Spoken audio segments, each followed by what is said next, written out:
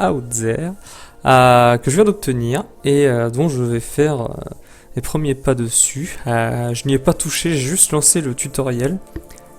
J'ai fait un voyage, mais je n'y connais absolument rien d'autre, donc ça va vraiment être une découverte.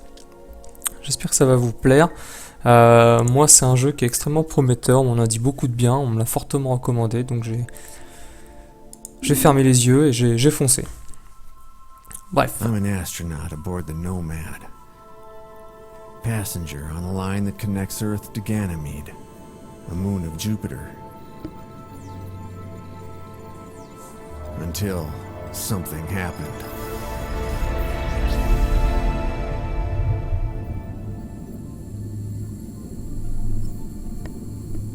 When I awoke from cryonics, I wasn't in orbit around Ganymede.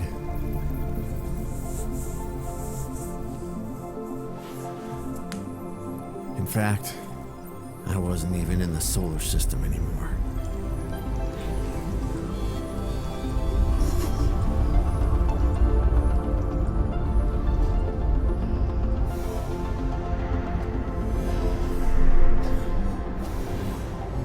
I was out there.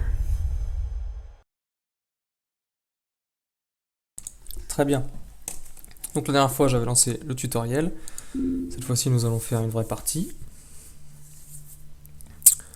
Donc nous avons un marqueur et il faut aller jusque là-bas.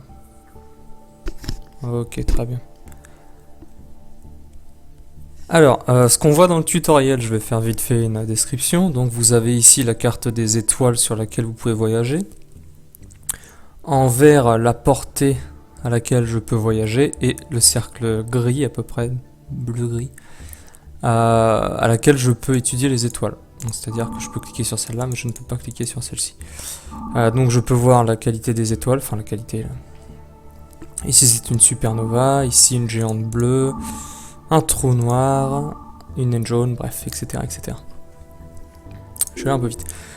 Donc en vert là où je peux voyager, en gris là où je peux observer. Donc on arrive à l'écran orbital, je crois qu'il s'appelle. Mon vaisseau est représenté par ce super signet, l'étoile du système, et ici il y a un objet. Donc dans le tutoriel on vous dit de cliquer dessus, d'aller en orbite et de discuter avec ce fameux cube. Sauf que là je ne peux pas. Donc on va revenir en arrière. L'écran du vaisseau. Alors j'y connais vraiment pas grand chose, donc on va découvrir ensemble en fait, tout simplement. Donc là je sais juste que les icônes que vous avez ici servent à remplir les différentes barres que vous avez. Par exemple, si je veux remplir du carburant, je peux mettre soit de l'hydrogène, soit de l'hélium. Donc on va faire un test. Si je mets de l'hydrogène, j'en ai mis 10, je récupère 20 de carburant. Donc ça déjà c'est bon à savoir qu'un d'hélium donne 2 de carburant. Comment ça se fait? J'en ai aucune idée. Ici j'ai plusieurs équipements qui me permettent donc celui-ci de voyager, celui-ci d'aller d'une planète à une autre. Ok. Une foreuse, très utile. Et le télescope, ok. Là j'ai le panneau du craft. Alors pour le moment j'ai que 6 recettes entre guillemets. Je sais pas si les recettes obtenues restent d'une partie sur l'autre. Ça j'avoue que j'en ai aucune idée. Donc nous allons voyager. Premier voyage. Alors là la consomme. Voilà, donc vous avez aussi le carburant, l'oxygène et la coque qui est là. Donc là ça va me faire perdre 16 unités de carburant et 5 d'oxygène si je vais sur un naine jaune. Et l'autre naine jaune est ici. Donc moi je vais plus aller vers celle-ci qui m'offrira plus de possibilités ensuite. Voilà, donc c'est un monstre gigantesque, une pieuvre aux millions de tentacules iridescentes et s'agitant faiblement dans l'espace terrifiant. Mais voilà, la bête est mourante. Une lance immense, arme d'un inimaginable ennemi, est fichée dans le corps de la créature et la cloue sur un astéroïde dérivant. Dans mon esprit, j'entends cette phrase étrange. Ouais. Ouais. Eh bien, on va C'est marrant, ce sont les mêmes termes. Donc celui-ci est ici, donc celui-ci est ici. Et celui-ci se retrouve au début de ce mot. Et il y a juste ces 4 lettres qui changent. On va appuyer, c'est la première partie donc. Je positionne mon vaisseau au bout de la lance et enclenche les réacteurs. La lance fouille dans le corps de la bête qui convulse et meurt. Non sans ajouter dans sa mort de précieuses informations dans mes banques de données. Repose en paix. Ok, donc j'ai appris une nouvelle recette, une nouvelle technologie. Un réacteur subespace. On va tout de suite voir à quoi ça sert.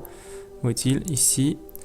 Ce dispositif ne s'enclenche que pendant un voyage interstellaire sous l'action du plieur spatial. Il s'agit d'une propulsion par pression photonique efficace dans l'univers virtuel créé par le plieur spatial. Il diminue ma consommation et me permet d'aller plus loin.